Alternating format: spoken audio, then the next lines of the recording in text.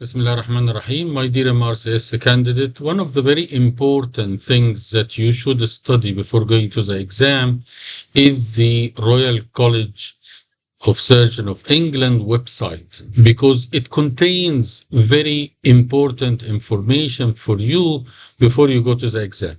Let us take an example. Consent.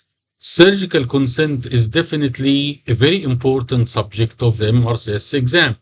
You can have an OSCE station just giving you time to consent a patient for hernia operation, for knee operation, with a specific detail and a specific question that will show how experienced you are. A lot of candidates say, well, how can I study for this? There is no book for consent information. Well, that is not true because there are books for MRCS candidates which have communication skills as part of these books, and they will explain one of them is having a consent from a patient. So let me take you to this this page of the website, which is good practice guide. This is very important document for surgeon and they change it. As you know, even the consent form has changed from 2015 after Monotomery standard. And you should know a little bit about Monotomery story. So when you go here, there is COVID-19 good practice of surgeon, important document to read. But here are very important documents that you should read all of them. Ethics and legal concern, team working and leadership, professional development, and service improvement. Let us take the most important one, which is ethical and legal concern. If you put here, you will have multiple documents that you should read them. Let us take an example, consent, supporting decision making. So consent was mainly surgeon focused until 2015, where a Monotomery case in Lancashire have changed the guideline for consent according to Monotomery standard. What happened with Lady Monotomery? She was diabetic and she was a short stature, and she was having a high chance of getting a baby which will be of high weight, and it will be large baby, so there will be a liability for cesarean section. But if she deliver normally, then she will have a high complication because she is short, so her pelvis is also narrow. But she was not informed about the danger that with her pregnancy, there might have this danger of pelvic delivery, and this can have a complication to the child where he can have an ischemia and have mental retardation. And this was actually happened in Monotomery case. And the Monotomery case delivered a baby difficulty, and then he has brain hypoxia and he was mentally retarded. And the consultant obstetrician did not tell her about this danger.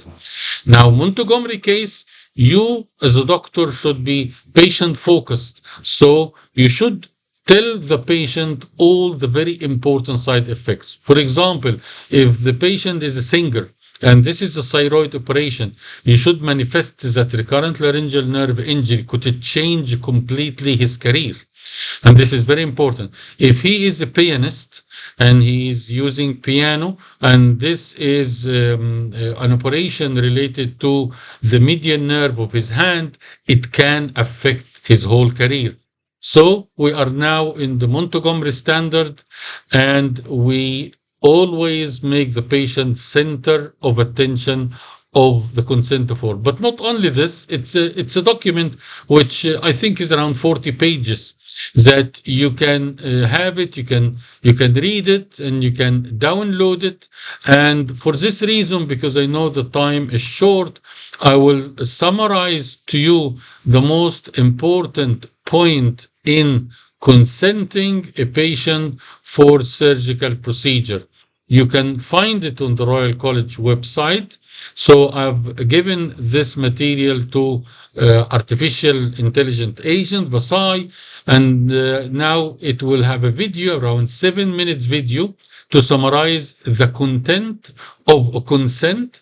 You should know them. At least if you don't read all of them, you should watch the video that will explain to you important points in the exam. And you can have a station of getting a consent from a patient.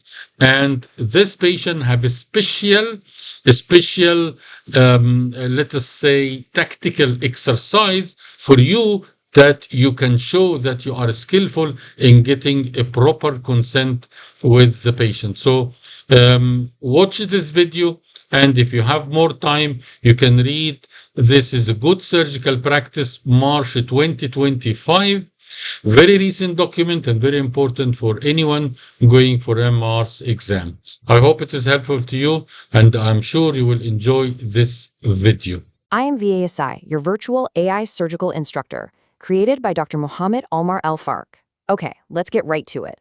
In this briefing, we're covering the crucial updates to the Royal College guidelines on consent, and we're going to put the Montgomery Standard right under the microscope.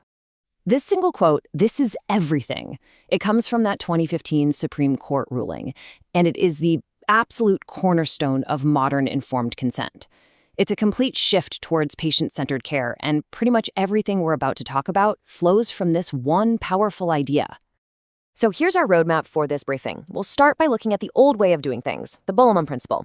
Then we'll dive straight into the landmark Montgomery case. From there, we'll break down the new rules of consent, walk through what the process looks like today, and then wrap it all up with the key things you absolutely need to take away for your exams and your practice. All right, first up, let's set the scene. Before 2015, the whole world of consent was guided by something called the Bollman principle. This really propped up a model of what we'd call paternalistic medicine. An era where the doctor, not the patient, was really seen as the main decision maker. You see, under the Bollman test, the question was pretty simple. Would a responsible group of your peers have disclosed the risk? That's it. The standard was set by the profession itself, not by the individual patient. And what that meant in practice was that the surgeon was basically the one calling all the shots on what information was important enough to share. This image just captures that old paradox perfectly, doesn't it? For decades, we have demanded absolute millimeter-perfect precision from our surgical tools. But the communication, the actual conversation about getting permission to use those tools, was based on a much fuzzier, doctor-centric standard. But then 2015 happened. And the case of Montgomery versus Lanarkshire Health Board was nothing short of a legal earthquake. It permanently shifted the very foundations of consent, moving the center of gravity towards patient autonomy. So what actually happened? Well, the case centered on Mrs. Montgomery. Now, she was a type 1 diabetic and had a small stature. And these two factors are absolutely critical to understanding the clinical picture of her pregnancy. Because of her specific situation, she was facing about a 9 to 10% risk of something called shoulder dystocia if she had a vaginal delivery. And that is a serious obstetric emergency where the baby's shoulder gets stuck. The consequences can be catastrophic. So this wasn't some vague tiny risk. It was specific, significant, and you could put a number on it. And here is the absolute crux of the case. The clinician made a conscious choice not to tell her about this risk. And why? Because they were worried that if Mrs. Montgomery knew about it, she would ask for a cesarean section, a choice the doctor personally felt wasn't in her best interest. I mean, this is the old paternalistic model in action right there. Tragically, the very risk that wasn't disclosed is exactly what happened. Shoulder dystocia occurred during the delivery, the umbilical cord was compressed, and the baby suffered from oxygen deprivation, which ultimately led to cerebral palsy. So you can see how the law had to evolve. The court effectively threw out the Bollman test for consent. It was no longer about what a bunch of other doctors would do. The new question, the Montgomery test, became this: would a reasonable person in this patient's specific position think this risk was significant? The focus shifted completely and totally from the doctor over to the patient. And this ruling, it didn't just change a rule. It established a whole new philosophy of consent, one based on supported, patient-centered decision-making. So for any consent to be considered valid today, you've got to have these 3 pillars in place. 1, it has to be given voluntarily, with no pressure.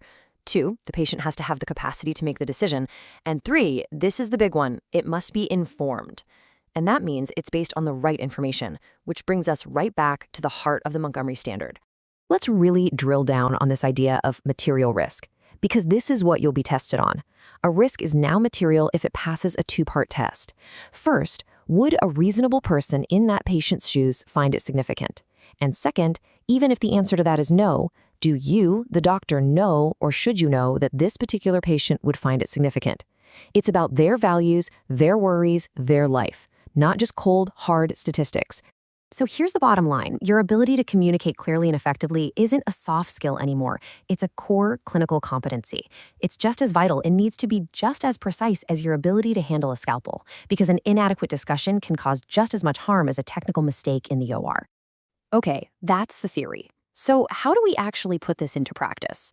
Well, the Royal College of Surgeons has given us a really practical, actionable framework for the modern consent process.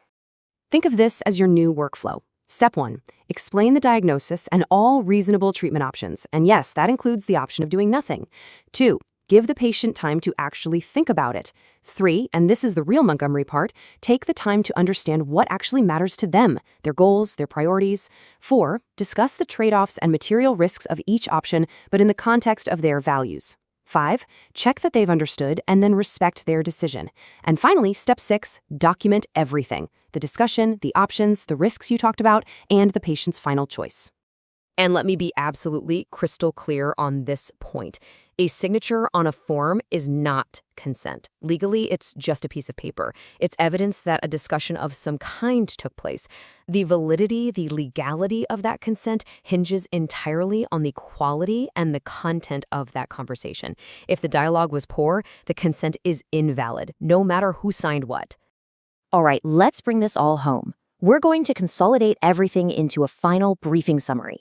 These are the absolute essential points you need to commit to memory, both for your MRCS exams and for your day-to-day practice.